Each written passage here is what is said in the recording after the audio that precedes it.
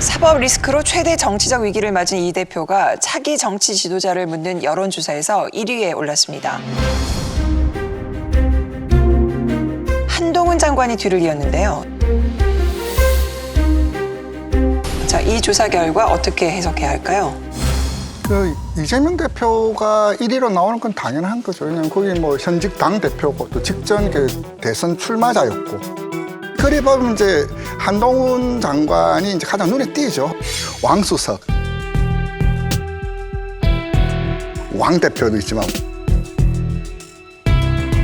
왕 장관이라는 칭호는 아마 한동훈 장관이 좀 처음 일성 싶은데 인사검증을 법무부와 경찰에 두겠다고 했는데 예. 메인은 법무부가 될 것이고 네. 그러면 민정수석을 사실상 겸한다고 봐야 되겠죠. 그렇게 보시는 거예요. 그러면 왕수석이 아니라 왕장관이 왕장관이 된다. 되는 거죠. 국무총리를 검증하고 대통령 비서실장을 검증하고 대통령의 수석들을 검증할 수 있는 왕 중의 왕 1인 지배 시대, 그걸 한동훈 장관이 지금 하고 있는 거예요. 전혀 그렇지 않습니다. 아니면 답니까? 아니라 하면 다예요. 과거 이제 국무위원들과 이제 국회와의 관계를 보면 좀 유들유들하고 아이고 부드럽게 알겠습니다 하고 넘어가는데 이렇게 당당하게 맞서는 모습이 어째 지지층들에게는 묘한, 그것이 이제 그렇다고 과거 추미애 장관처럼 뭐 소설 쓰시네라든지 박범계 장관의 호통하고는 또 다른, 일본 굉장히 컨텐츠가 있으면서도 어느 논리적이죠. 예, 논리적이고 아주 스마트하게 상대의 허점을 그냥 바로 돌직구 던지는 그런 측면이 있고요. 뭘 거시겠습니까? 그렇죠. 자, 위원님, 저번에 저보고 뭐 걸라고 하지 않았습니까? 이번엔 저하고 뭐 걸면 어떻습니까? 계속 이러시는데요. 자, 여기에 대해서 그러면 이 정도 가지고 얘기하시는데 제가 저 자리에 있거나 뭐 제가 저 비슷한 자리에 있거나 저 근방 2km 안에 있었으면은 저는 뭐 걸겠습니다. 위원님 뭐 거시죠? 또 하나는 뭐냐면은 미래 권력은 자신이 반을 채우고 나머지 반은 상대가 채워준다는 말이 있거든요.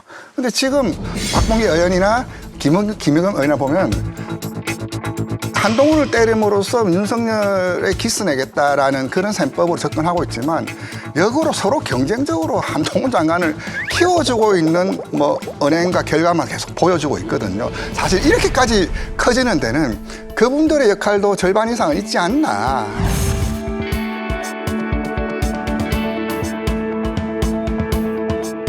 과거 이낙연 총리가 생각이 나요. 이낙연 총리가 총리를 하실 때 대정부 질문에서 이제 그때 당시에 국민의힘 의원들이 질문을 하면 그거를 굉장히 능수능란하게 받아 넘기셨어요. 그러면서 지지도가 엄청 올라갔거든요. 총리가 모든 국정을 통괄 운영하는 분인데 어떻게 그 검찰, 법무부가 하는 일을 그대로 놔둡니까? 검찰이 하는 일에 총리가 관여했다 그러면 칭찬했을까요? 우리 국민들은 바랍니다.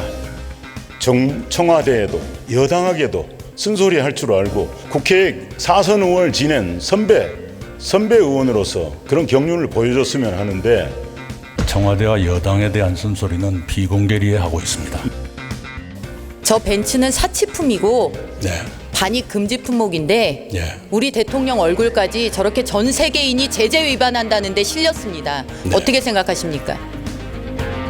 대통령이 이 차를 타신 것이 제재 위반이 아니죠. 제재 위반을 말하고자 하는 것은 이 승용차에 대해서 말하고자 했던 것 아닙니까? 거기 가서 그 차를 타지 않고 어떻게 했어야 될까요? 그리고 또 한동훈 장관도 지금 마찬가지인데 굉장히 촌철살인적인 단어들을 사용을 한단 말이에요. 한동훈 장관 내 마음에 들면 검증 안 하고 내 마음에 안 들면 검증하는 거예요? 과거에 그러면 위원님께서 근무하셨던 민정수석실에서는 그럼 어떤 근거에서 사람들 명부를 전부 대놓고 나서 검증하셨습니까? 이 업무는 새로 생긴 업무가 아니라 과거에 민정수석실에서 계속 해오던 업무입니다. 제가 이 일을 하는 것이 잘못이라면 과거 정부에서 민정수석실에서 했던 인사 검증 업무는 모두 위법입니다. 수사지에 해야 될 수사지를 지금 방기하고 있는 것처럼 보입니다. 김건희 여사 사건에 대한 수사지 했습니까? 제가 구체적 사건에 대해서 일체 수사지휘를 하지 않겠다고 말씀드렸는데 갑자기 김건희 여사 사건에 대해서만 수사지휘를 하라고 말씀하시는 거는 좀 너무 정파적인 접근 같습니다. 사실은 제 옆에 앉아 계신 윤희숙 의원도 그때 그 연설을 할 때 굉장히 짧은 표현이지만 짧은 연설이었지만 핵심을 찌르는 그런 연설을 해서 그때 막 폭발을 한 거 아니에요? 제가 보기에는 정치라는 건 결국 말과 타이밍이구나 이런 생각을 하는데 그 한동훈 장관이 지금 그 보여주는 이런 모습들은 요즘 젊은 세대의 그 정서나 심성과 맞아요. 옛날에 있는 저희들 때로는 그 박범계 장관 코드가 맞아요. 야, 의원님이 얘기하면 고개 숙이면서 살려주십시오 해야지. 작년 3천만 원 예산조차 삭감해서 0원으로 됐다고. 이거 살려야 되지 않겠습니까? 네, 국회 논의 과정에서 좀 잘 살펴주시기 바랍니다. 좀 이렇게 절실하게 3천만 원이라도 절실하게 말씀을 좀 해주세요. 그래야 됩니다, 이게. 네. 의원님들 살려주십시오. 한번 하세요, 예산. 이런 식의 코드가 박범계 코드라면 그거는 올드 코드고 지금 젊은이들이나 우리 국민들의 민두로 보면 야 장관 아니라 국회의원 아니라 국회의원 할아버지가 돼도 저렇게 말도 안 되는 질문을 하는데 거기 고개 숙이고 죄송합니다 이런 얘기 할 게 뭐 있어 잘못되면 잘못됐다고 얘기를 해야지 라는 그런 정서가 널리 퍼져 있는데 그걸 지금 잘 반영하고 있는 게 한동훈 장관이라고 보여져요.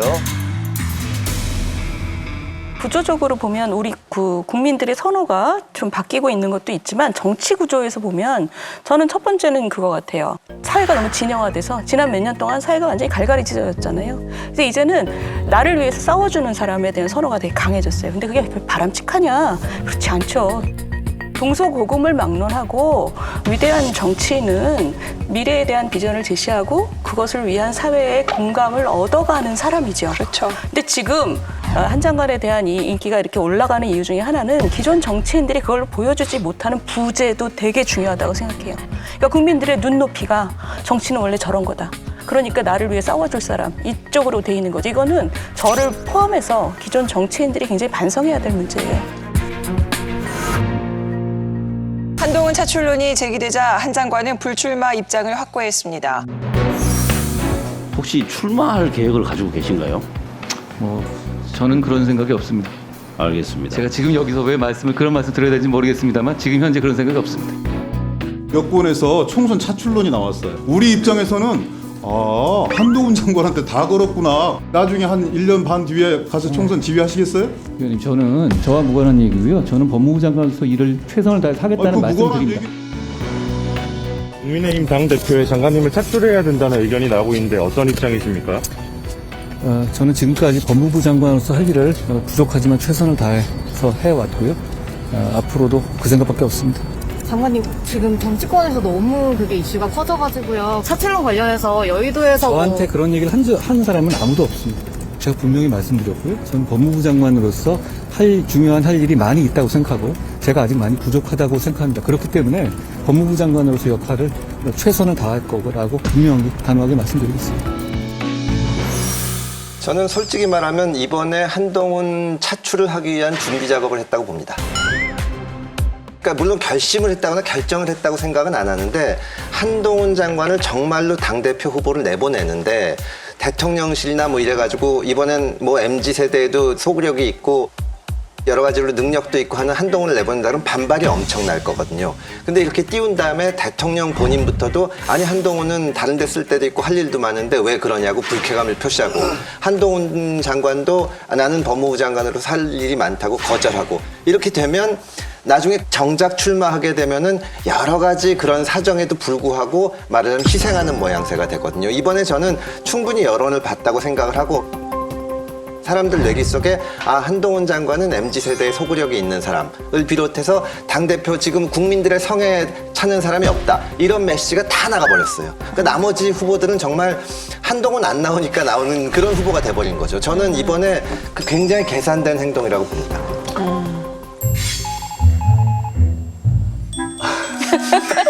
너무 음모론적으로 얘기하셔갖고. 아니, 저는 정반대로 어떻게 느꼈냐면 언론이 너무 앞서가는데 이런 느낌을 받았어요. 왜냐하면 이게 이렇게 해석이 나오는 이유 중에 주호영 대표가 원래 말을 세게 하는 분이 아닌데 말을 좀 세게 했다. 황교안 전 대표, 그다음에 김기현, 윤상현, 조경태 이런 분 중에서 총선을 승리로 이끌 사람이 누구냐 이제 이런 고민이 있는 것이고 민주당이 이재명 대표 이외의 최고위원 전원이 수도권 출신입니다. 국회 의석, 지역구 의석의 절반이 수도권에 있는 상황에서 수도권 대책이 되는 대표여야 한다. 첫째. 그 다음에 MZ세대의 인기 있는 대표였나.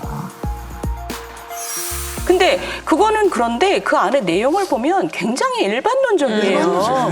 수도권 MZ세대에게 소구력이 있는 후보가 우린 필요한데 현재 있는 분들은 그런 게 약하니 좀 잘들 해보세요. 저는 그렇게 들렸거든요. 근데 오히려 놀라운 점은 그 말이 해석되는 과정을 보면 이 한 장관에 대한 관심이 굉장히 높으니까 또 기자들이 계속 그쪽으로 글을 쓰더라고요. 네, 그렇죠. 네. 요 과정은 제가 좀 지켜봤으니까 말씀을 드릴 수 있는데 사실은 이 얘기를 조영 원내대표 그리고 비대위원들이 점심을 먹으면서 했던 얘기예요. 점심을 먹으면서 이렇게 전당대회 시기는 어떻게 해야 되지? 당대표는 어떤 분이 좋을까라고 얘기하면서 거기서 뭐라고 그랬냐면 이거 우리 어쨌든 수도권을 좀 잡아야 되는데 수도권에서 승리해야 되고 그다음에 2030 MZ세대를 잡아야 되는데 이런 얘기들을 일반론으로 했어요. 그리고 다들 맞아 그거 어떻게 해야 되지? 이런 얘기를 했는데 그 다음 날인가에 주호영 원내대표가 이제 그 지방에 내려가셔서 그 쭉 얘기를 하신 거예요. 근데 참 일반론이라고 생각했는데 거기다 특히 이제 좀 특이했던 건 사람의 이름을 언급을 하셨더라고요. 그래서 그거는 굉장히 좀 놀랐어요.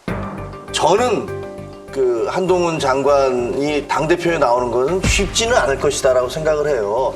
왜냐하면 당원이 아니시잖아요. 근데 그걸 저희가 혹시 예를 들어서 비대위나 무슨 뭐 여기서 특별당원들을 어떻게 모셔다 하겠다라고 하면은 아마 또 굉장히 논란이 있을 겁니다.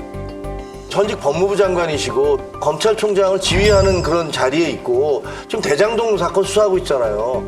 근데 여기서 이 수사하고 있던 분이 갑자기 당대표로 온다? 그럼 야당이 뭐라고 그러겠어요? 국민들은 뭐라고 그러시겠어요? 그러니까 그것도 사실은 쉽지 않은 그런 문제고. 아니 근데 여당이 다음번 총선에서 어쨌든 수도권 전략이 있어야 되거든요. 없어요. 그러니까 이번에 한동훈 장관을 띄워주고 말고를 떠나서 주호영 대표가 하는 말이 굉장히 지금 후보로 거론되는 분들의 가슴을 찔렀을 텐데 당신들 가지고는 수도권이 안 된다. 수도권을 못 이기면 안 되는 겁니다, 여당이. 근데 만약에 무리스럽게 정말 당원 자격도 뭐 이렇게 억지로 인정을 하고 해서 현직 법무장관이 대장동 수사하다가 간다 그러면 이제 민주당도 엄청 공격하거든요. 그러면 수도권에서 불이 붙는 겁니다. 그게 하나의 전략이 될 수가 있는 거예요. 저는 그래서 결정했다고 나가는 건 아닌데 이 준비 작업을 해둔 거죠. 언제든지 할 수 있게. 음모론을 굽히지 않으시는데 지금. 아니 저는 그 정도 한 것만 해도 국민의힘이 많이 발전했다고 봅니다. 그래요?